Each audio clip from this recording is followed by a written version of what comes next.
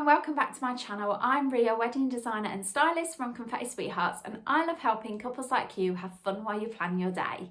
So I can't believe that I haven't filmed this video yet. It's one of those videos that I've had on my list for a while, and as we was coming around to another new year, I thought it was the perfect time to film it. I am sharing the first 5 steps that I think you should take when it comes to starting your wedding planning.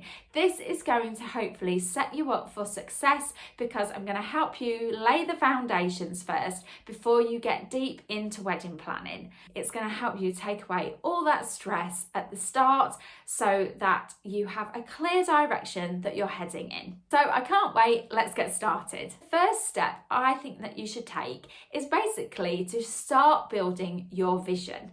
Now by this, all I mean is that you need to sit down together and have a really good chat about all the things to do with the wedding. Like just have a really good brainstorming session, unfiltered, and you just have to get out what you both really want. What are your expectations for the day? So a great place to start is maybe what time of year you want to get married. Is there a particular season that you're maybe fond of? Or perhaps you have a particular date in mind that's quite important to the both of you. Maybe you could base it around that, or it could be the actual date. Then you want to start thinking about the visuals, what does it look like? What does it feel like? What kind of decor have you got? What is your venue like? All these things to help you start building a picture. You want to be thinking about what kind of food you might want to eat, what kind of music you want to listen to, is there entertainment for your guests, and all the things that surround the different elements that build up the day. I mean, you might want to get married more in the morning time and have a brunch wedding breakfast or a lunch menu. You might be more morning people and want to do it that way around rather than having it in the most popular way, which is to get married sort of after lunchtime and then it roll into the evening. But perhaps that suits you better because you're more wanting a disco vibe, you like a party vibe. So weighing up your options is definitely something you want to consider because you want to make the day personal to you, in line with what kind of people you are. You might want to start considering the location of the wedding. Is it going to be local to you because all your family and friends live local? Is it somewhere that you're really fond of that means something to you and you need to travel to the location? Therefore, is this doable with all of your guests that need to come to the wedding? Or maybe you've decided you want to go off abroad and get married because you like a kind of destination wedding in that respect. So it's just throwing all the ideas out, and it will definitely highlight all of the priorities that you've got. So they'll obviously go to the top of the list, and then there's going to be the things that arise between you that are maybe going to have compromises to them because maybe you've got a different idea on both of them. So it's a good stage to chat about it, to get all this to the surface so that you both know where you both stand, you both know what your expectations are.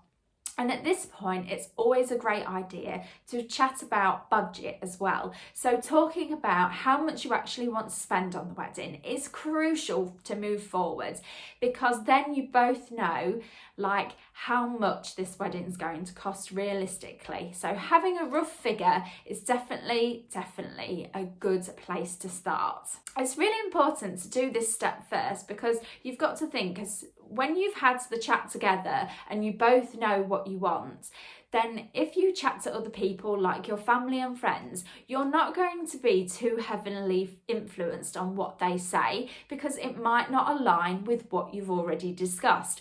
Whereas if you haven't had this discussion and you start getting outside influences, then obviously this can start to narrate what you're going to do. So it's important to get down what you both want first before you get other people's opinion. And obviously what you go searching for on the internet can highly influence you. So it's important to have all those ideas come from a place that actually means something. So setting out those goals with the wedding to help start building that vision is going to help you like in the next stages. Second step that I would say is essential is to get your guest numbers figured out. Basically, if you have a rough ballpark number, then this is going to help make wedding planning so much easier for you, because you can't really move forward without this information, because it's going to be one of the first questions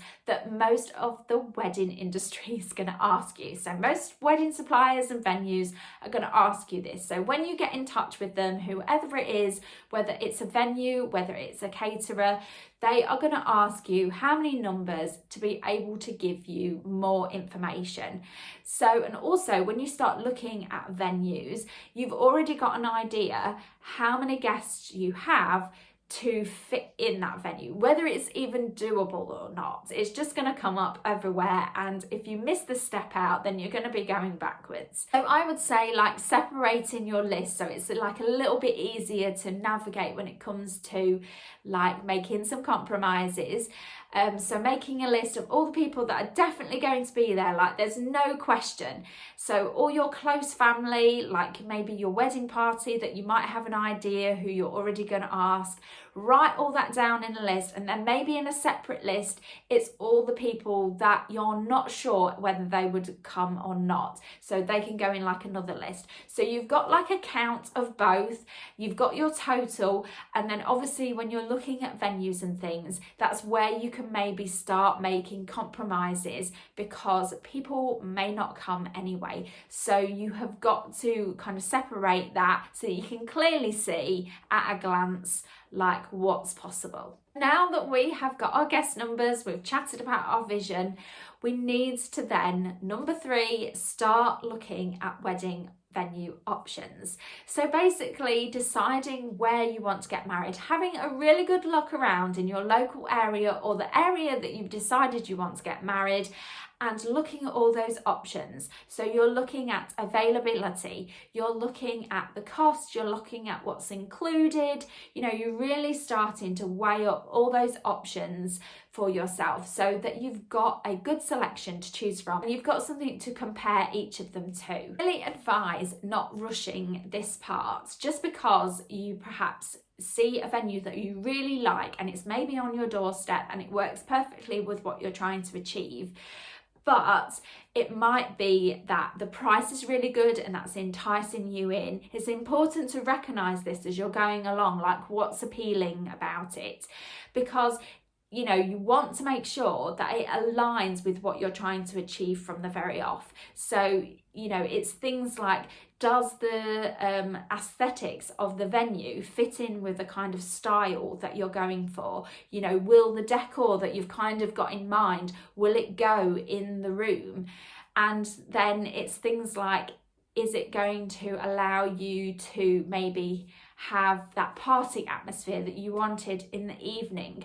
So it's important not to rush this step, because I've seen couples get this really wrong at times, and they'll pick a venue because it's popular or because it's a really good price, or there's perhaps an offer on and you get enticed into it, and then you realise that the actual kind of style that you want to bring to life in there is going to clash with everything inside. So therefore you either run with it and it doesn't quite go, or you have to spend a lot of money like on a style that you're not really that fond of, but you've chosen the venue, so it's got to align. All of this to consider when you're choosing a venue, because like rushing into it is just because the date's available is not a great idea. You just want to take some time and consider all those factors. You want to go back to the drawing board with your vision and just start ticking, putting little ticks next to all the things that you talked about,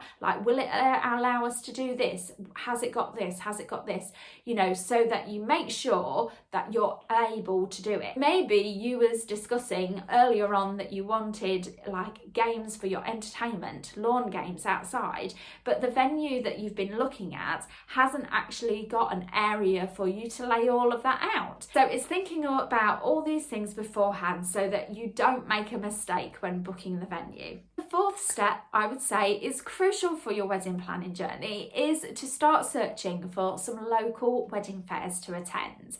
So basically, in your local area, you just need to do a quick search of what fairs are happening on your doorstep. There's probably loads that you didn't even know about, because when you're not wedding planning, you don't really take much notice. Just do a quick search on the internet and I'm sure some fairs will pop up and you can start attending them. This is a fantastic opportunity to start dipping your toe in a little bit further. So you might even have a fair pop up that is at the venue that you are really interested in going to view. This happens quite a lot. It's a fantastic place to start getting some ideas and start getting a feeling of what it's all about. This is a fantastic chance to meet the actual suppliers who are going to help you bring your event to life. So you get a better sense of what these people are like in person rather than just seeing everything on the internet. Although suppliers have amazing websites and all the information there, it's just really nice to chat to people face to face to get a better sense of what they're like as people and what they want to help you with. You'll get so much more information out of them. You can ask loads of questions and you can see their work in the flesh rather than just through a computer screen. So it's really worth considering going to some wedding fairs. I'm sure you will love it. I actually recorded a video in the past about attending wedding fairs. We'll put a link up here so that you can go and watch that after this video is finished. Fifth step to getting started with your planning is to start getting quotes from these venues that you're interested in and the suppliers that you're interested in as well. This is where knowing your guest numbers really comes into play, because obviously they want to know how much of everything you need so that they can base the quote around this. So what I would advise is making a list of all of the suppliers that you want to work with and then basically getting quotes from them and putting it in like a spreadsheet so you can see at a glance what everything's going to come. So this will give you a really good idea of what everything's going to cost. What I would do with your spreadsheet is put obviously all your priorities at the top. So what's most important to you needs to go at the top. What are the things that you definitely have to have, which are obviously going to be like the venue, the photographer, the food, that kind of thing. And then whatever is important to you after that, dwindling it right down to the very last thing.